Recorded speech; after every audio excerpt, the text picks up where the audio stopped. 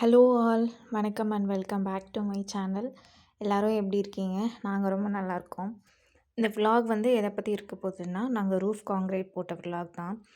So இது வந்து கார்த்திகையோட கடைசி 2 நாள், அதாவது டிசம்பர் 13, 14, 15 இந்த டேஸில் எடுத்த கொஞ்சம் கிளிப்ஸ் நான் ஆட் பண்ணியிருக்கேன். இதோட லாங் வீடியோ இன்னும் நெக்ஸ்ட் வீடியோவில் ஆட் பண்ணுறேன். நீங்கள் வேணும்னா கமெண்ட் பண்ணுங்கள். ஸோ இது வந்து டிசம்பர் 13 சாட்டர்டே எடுத்தது. ரூஃப் காங்க்ரீட் பிளான் பண்ணி ஆக்சுவலாக பிளானே இல்லை. ஏன்னா தையில் போடுற மாதிரி தான் பிளானு. பட் நடுவில் மார்கழி இருந்ததுனால ஆல்மோஸ்ட் 1 மந்த் கிட்ட கேப் ஆகிடும். ஸோ வந்து கார்த்திகையில் கடைசி நாளே மோல்டு போட்டுடலாம் அப்படின்னு சொல்லி தான் பண்ணது. அதாவது ரூஃப் காங்க்ரீட். இது வந்து டிசம்பர் 13, 14 அதாவது சாட்டர்டே சண்டே எடுத்த vlogs. ஸோ 2 நாள் தான் இருக்கிறதுனால ஹரிபரியாக எல்லா லேபர்ஸையும், அதாவது சென்ட்ரிங் அடிக்கிறவங்க, கம்பி கட்டுறவங்க, பாய் லேஃப் பண்ணுறவங்க, ஏன்னா இது ரூஃப் என்னென்ன தேவையோ அது எல்லாமே அரேஞ்ச் பண்ணி வச்சிட்டோம். ஏன்னா கடைசி நாள், அதாவது திங்கட்கிழமை, மார்கழிக்கு முந்தின நாள் திங்கட்கிழமை தான் கடைசி ஒரே ஒரு நாள் தான் இருக்கிறது.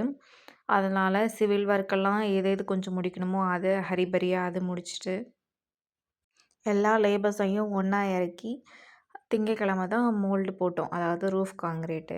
இது எல்லாமே கான்ட்ராக்ட் பேஸில் நாங்கள் விட்டோம். மெட்டீரியல் எல்லாம் எங்கள் காஸ்ட்டு, மீதி எல்லாம் கான்ட்ராக்ட். அதாவது ஒரு சதுர அடி, ஒரு ஸ்கொயர் ஃபீட், ஒரு சதுர அடின்றது 10x10. அது வந்து 32,000க்கு. இதில் வந்து எல்லாமே வந்துடும். நாங்கள் வந்து பேஸ்மெண்ட்டு தனியாக, பேஸ்மெண்ட்டுக்கு மேலேருந்து தனியாக விட்டோம். எங்களோட உள் சதுரம் வந்து 11 சதுரம், வெளி சதுரம்னா 13 சதுரம். அதுக்கு வந்து நாங்கள் ரூஃப் காங்க்ரீட்டுக்கு எவ்வளோ பே பண்ணோம்னா 12,000. இது மெட்டீரியல் ஜல்லி, எம்சாண்டு, சிமெண்ட்டு எல்லாமே இதில் வந்துடும். இந்த மிஷின் இருக்கு இல்லையா, இதில் தான் வந்து ஜல்லி மண்ணெல்லாம் மேலே எடுத்துகிட்டு போய் கொட்டுவாங்க. ரூஃப் காங்க்ரீட்டுக்கான வேலை நடக்கும். இதில் வந்து ஒரு சம்பவம் ஆயிடுச்சு. என்னென்னா, இது நாங்கள் மார்னிங்லேருந்தே வெயிட் பண்ணுவோம். எப்போவுமே ரூஃப் காங்க்ரீட் போடுறதுனா ஏர்லி மார்னிங் 4 மணிலேருந்தே பிரம்ம முகூர்த்தத்தில் ஸ்டார்ட் பண்ணுவாங்க. பட் அன்றைக்கி வந்து கடைசி நாள் இல்லையா, ஸோ எல்லா இடத்துலையுமே ஹை டிமாண்டு. எங்கேயுமே இது வந்து இவங்க முடிச்சுட்டு வந்தது எங்களுக்கு ஒரு 2 இடத்துல முடிச்சுட்டு தான் 3ஆவதோ 2ஆவதோ எங்கள் வீட்டுக்கு ஒரு 2 மணி மேலே தான் வந்தாங்க. நாங்கள் 4 மணிலேருந்து வெயிட் பண்ணி 2 மணிக்கு வந்து ஆல்மோஸ்ட் போட்டு முடிக்கிறதுக்கு 11 மணி 12 ஆயிடுச்சு. ஸோ நைட்டில் போடும்போது என்ன ஆகும், அஃப்கோர்ஸ் ஏதாச்சும் ஒன்று குறைய வச்சுட்டு தான் போவாங்க. அப்படி அன்றைக்கி பண்ணது தான் ஒரு லெவலாகவே எல்லாம் பண்ணலை. ஏன்னா ஃபுல் இருட்டு, மேலே எங்களுக்கு அவ்வளோ லைட் கிடையாது. நாங்கள் லைட்டெல்லாம் அரேஞ்ச் பண்ணோம். பட் ஏன்னா மார்னிங்லேருந்து எல்லாம் வெயிட் பண்ணிகிட்டு இருந்தாங்கல்ல, மேஸ்திரிங்க வேலை செய்கிறவங்கெல்லாம், அவங்க முடித்தா போதுண்டா சாமி அப்படின்னு சொல்லிட்டு கொஞ்சம் டவுன் பண்ணிகிட்டு இருந்தாங்க. ஹால் போர்ஷனில் வந்து கொஞ்சம் லெவல் பண்ணுறதுனா லெவலாக இருந்திருக்கணும். பட் அங்கே மட்டும் கொஞ்சம் டவுனாக போட்டுட்டாங்க. அது நாங்கள் பக்கத்து வீட்டு அண்ணா மேஸ்திரி, அவரை வச்சுட்டு தனியாக நாங்களும் ஹஸ்பண்டு அவர் 11 மணிக்கு 12:30 மணி வரையும் போட்டு முடிச்சுட்டு இருந்தோம். இவங்க கொஞ்சம் ஏர்லியாகவே கிளம்பிட்டாங்க. இவங்க அதை பற்றி கண்டுக்கல. ஏன்னா இது மேஸ்திரிங்க தான் பார்க்கணும். இவங்க கிளம்புறதுக்கும் 10 மணி கிட்ட ஆயிடுச்சு. அவங்களெல்லாம் போட்டு முடிச்சுட்டு இந்த மாதிரி விளக்கு வைக்கணும்னு சொல்லுவாங்க இல்லையா, 3 நாளைக்கு வைக்கணுன்னுவாங்க. நாங்கள் ஆல்மோஸ்ட் 12 நாள் வச்சோம் விளக்கு. காமாட்சியம்மன் வீட்டில் இருக்க காமாட்சியம்மன் விளக்கு எடுத்துகிட்டு போய் புது வீட்டில் வச்சோம். சாமி கும்பிட்டு பூஜையெல்லாம் முடித்து எல்லா லேபர்ஸ்க்கும் செட்டில் பண்ணி முடிக்கிறதுக்கு ஆல்மோஸ்ட் 12 மணி ஆகிடுச்சு. அன்றைக்கி ஃபுல்லாக வீட்டில் ஃபுல்லாக சாப்பாடு பண்ணல. ஏன்னா நாங்கள் அரேஞ்ச் பண்ணது, லேபர்ஸ்க்கும் அரேஞ்ச் பண்ணதை மதியம் சாப்பிட்டுக்கிட்டோம். ஹஸ்பண்ட் வந்து மதியம் சாப்பிடல. ஏன்னா அது கொஞ்சம் இது பண்ணிட்டாங்கல்ல, அதனால் அவர் மனசு கேட்காம சாப்பிடல. நைட்டு 12 மணிக்கு தான் பர்கூர் போயிட்டு ரோட் சைட் தள்ளுவண்டி கடையில் போயிட்டு ஆம்லெட், வீட்டு கார்த்திக்கு முட்டை தோசை அப்படியெல்லாம் வாங்கிட்டு வந்து சாப்பிட்டோம். இதோட லாங் வீடியோ நெக்ஸ்ட்டு வீடியோவில் நான் போடுறேன், வேணும்னா கமெண்ட் பண்ணுங்கள். இது ஆல்மோஸ்ட் 15 நாள் கழித்து ரூஃப் காங்க்ரீட்டு எல்லாம் போட்டு முடிச்சுட்டு ரெஸ்டிங்காக ஒரு 15 நாள் விடுவாங்கள்ல, அதுக்கப்புறம் நேற்று தான் மேஸ்திரிங்க வந்து இந்த மாதிரி இது வந்து பாத்தின்னு சொல்லுவாங்க. இது பாத்தி கட்டி விடுவாங்க. இதில் தான் தண்ணி தேங்கி நிற்கணும். 15 நாள் 20 நாள் தண்ணி தேங்கி நின்று அந்த ரூஃப் காங்க்ரீட் ஓரளவுக்கு செட்டில் ஆகிறதுக்காக. அது முடிச்சுட்டு நேற்று வந்து மேலுக்கான அளவுக்கு போட்டு கொடுத்தோம் ஹஸ்பண்டும் நானும். நாங்கள் வந்து ப்ளூ பிரிண்டில் பிளான் பண்ணது என்னென்னா, வாஸ்துப்படி எதுவுமே கிடையாது. நாங்கள் ப்ளூ பிரிண்ட்டு வாங்கும்போது ஃபஸ்ட்டு லோனுக்காக சில அப்ரூவல் வாங்கும்போது பிளான் வாங்குவோம்ல இன்ஜினியர்கிட்ட, அப்படி வாங்கினது வந்து அப்படி வந்து வாங்கிட்டோம். பட் மேஸ்திரிங்கிட்டன்னு வரும்போது எதுவுமே அவங்க வாஸ்துப்படி எல்லாமே சேஞ்ச் ஆச்சு. அதனால் ஒன்ஸ் வந்து அவர்கிட்ட சொல்லிகிட்டு இருந்தோம், இது தான் எங்களுக்கு வேணும், இத்தனை அடியில் வேணும், மேலே ஒரு மாஸ்டர் பெட்ரூம் ப்ளஸ் பால்கனியோடு வருது, ப்ளஸ் ஒரு கிட்ஸ் பெட்ரூம் வருது. ஸோ அது வாஸ்துப்படி பாத்ரூம் சைஸு, கிட்ஸ் பெட்ரூமோட சைஸ் எல்லாம் எப்படி என்னன்னு சொல்லிட்டு நேற்று மார்க் பண்ணிகிட்டு இருந்தோம். வீடு கட்டுறோன்னு பிளான் பண்ணுறதுக்கு முன்னாடி நாங்கள் பெரிய ஒரு இதாக யோசிச்சது வந்து லோன் அப்ளை பண்ணி தான் பண்ணுறோம். ஸோ லோன் கிடைச்சா போதும், மற்றபடி எல்லாம் டக்கு டக்குன்னு பண்ணிடலாம்டா அப்படின்ட்டு. பட் ஆக்சுவல் மெயின் சீனே இனிமே தான் இருக்குன்ற மாதிரி ஒவ்வொரு பிரச்சனையும் இதுக்கப்புறம் தான் நாங்கள் ஃபேஸ் பண்ணோம்.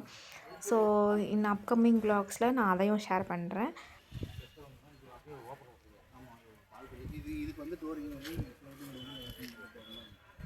ஸோ ஹஸ்பண்ட் இப்போ எக்ஸ்பிளைன் பண்ணுறாங்கல்ல, இதுதான் பால்கனிக்கான ஸ்பேஸு. இதுலேயும் எங்களுக்கு பிளான் அவ்வளோ வரல நாங்கள் யோசித்த மாதிரி. எங்களோட லேண்டோட சைட்டு வந்து வடக்கு தெற்க, அதனால் எந்த பிளானுமே வரல. ஸோ பால்கனின்றது வந்து ரோட் சைடோ ஃபேஸ் பண்ணி வந்தால் தான் கொஞ்சம் எலிவேஷன்லேயும் கொஞ்சம் லுக்காக இருக்கும். பட் எங்களுக்கு வந்து வடக்க வாசல் வர்றதுனால எதுவுமே பிளான் படி வரல. அதனால் எங்களுக்கு மெயினாக வந்து ஹஸ்பண்ட் பால்கனி வச்சு தான் கொஞ்சம் வேணும். ஏன்னா இப்போ நம்ம கட்ட போகிறோம், ஆல்மோஸ்ட் இதுதான் கடைசி வீடாகவே இருக்கும். எங்கள் பசங்க வளர்ந்து ஃப்யூச்சரில் கட்டினா தான் இன்னொரு வீடு. அதனால் இப்போதைக்கு ஏற்ற மாதிரி ட்ரெண்டுக்கு கொஞ்சம் பால்கனி வச்சு அந்த மாதிரி தான் பிளான் பண்ணி பே விண்டோ வச்சு பண்ணிக்கலாம். ஏன்னா இப்போ இருக்கிற அட்வான்ஸ்டு ட்ரெண்டில் நம்ம இப்போ கட்டினா தான் ஒரு 10 வருஷத்துக்கு அப்புறமும் நம்ம வீடோட ஒரு ட்ரெண்டில் வந்து நிற்கும் இல்லையா. அதனால் பிளான் பண்ணோம். பட் எதுவுமே பிளான் படி இல்லை, இது தெற்க வாசன்றதுனால. சரி ஓகே, பாத்ரூம் வந்து இதில் அட்டாச் பாத்ரூமாக பிளான் பண்ண முடியல. அதனால் வெளியில் பேசேஜ் ஏரியாவில் வந்து போகிற மாதிரி தான் பாத்ரூம் ஸ்பேஸே கிடைக்கிது. இது ஒரு பாத்ரூமுக்கு இப்படி வச்சிடலாம், அதுக்கு டோர் கூட இதில் வச்சிடலாம். கிட்ஸ் பெட்ரூம்க்கும் அட்டாச்டு பாத்ரூம் இப்போவே ஃப்யூச்சர் பிளான் பண்ணிக்கலாம். என் ஹஸ்பண்ட் என்னென்னா, என் பொண்ணு இப்போ தான் அவளுக்கு 1.5 வயசு ஆகுது. இப்போவே என் ஹஸ்பண்ட் வந்து நாளைக்கு அவள் கல்யாணம் பண்ணிட்டா புருஷனும் வந்து தங்குவாள்ல, அப்போ அவளுக்கு அட்டாச்டு பாத்ரூம் வேணும் இல்லைன்ற அளவுக்கு பிளான் பண்ணிகிட்டு இருந்தாங்க. பட் வரல. சரி ஓகே, அவுட்ரு பாத்ரூம் பேசேஜ் வழியாக வந்து தானே வருது. ஸோ அதனால் இப்போ பாத்ரூம் பிளான் பண்ணுறதும் ரொம்ப நெருக்கடியாக இருக்குது. அந்த ஸ்பேஸுக்கு பாத்ரூமு வேண்டாம், ஓகே அட்டாச்ட் பாத்ரூம் வெளியே அவுட்ரு பாத்ரூமாகவே இருக்கட்டும்னு சொல்லிட்டு பிளானை மறுபடியும் சேஞ்ச் பண்ணிட்டோம். இதுக்கு வந்து வெளி பாத்ரூமும் அந்த பெட்ரூமுக்கு வந்து பின்னாடி செவுத்துலேயே வந்துடும். நாம் பிளான் பண்ணிவிடுவோம் வீடு கட்டுறதுக்கு முன்னாடி, இப்படி இருக்கும் அப்படி இப்படி இருக்குன்ட்டுன்னு. பட் வாஸ்துன்ற வரும்போது வாஸ்துவில் எனக்கெல்லாம் நம்பிக்கை இல்லை. பட் வந்து நான் வாஸ்துவாக எதை பிளான் பண்ணுறேன்னா, ஏர் வென்டிலேஷன் ஒரு வீட்டுக்கு எவ்வளோ இம்பார்ட்டண்ட்டு, அப்புறம் வெளிச்சம் எவ்வளோ தேவையோ அதுதான் வாஸ்து அப்படின்னு மேஸ்திரிங்க நம்மளுக்கு கன்சிடர் பண்ணுறாங்க. ஸோ அதுபடி பிளான் வரும்போது கொஞ்சம் எல்லாமே சேஞ்சஸ் ஆகுது. எங்கள் வீட்டோட லேண்டோட சைஸும் 2.25 சென்ட் தான். ஸோ இதுக்குள்ளே எவ்வளோ காம்பேக்டாக கட்ட முடியுமோ அதுபடி தான் கட்டிகிட்ருக்கோம். ஏன்னா கீழே நாங்கள் போர்ஷனில் ஒரு பெட்ரூம் தான் போட்டிருக்கோம், மேலே எங்களுக்கான மாஸ்டர் பெட்ரூம் ப்ளஸ் கிட்ஸுக்கு கெஸ்ட்டுக்கு இன் ஃப்யூச்சரில் ஏதாச்சும் ஒரு ஸ்டோர் ரூமாவோ கன்சிடர் பண்ணிக்கலாம் அப்படின்னு தான் பிளான் பண்ணிகிட்ருக்கோம். ஏன்னா இதுக்கப்புறம் ஒரு மேலே ஒரு ரூம் போடணும் அப்படின்னு யோசிச்சாலுமே அது டபுள் செலவு.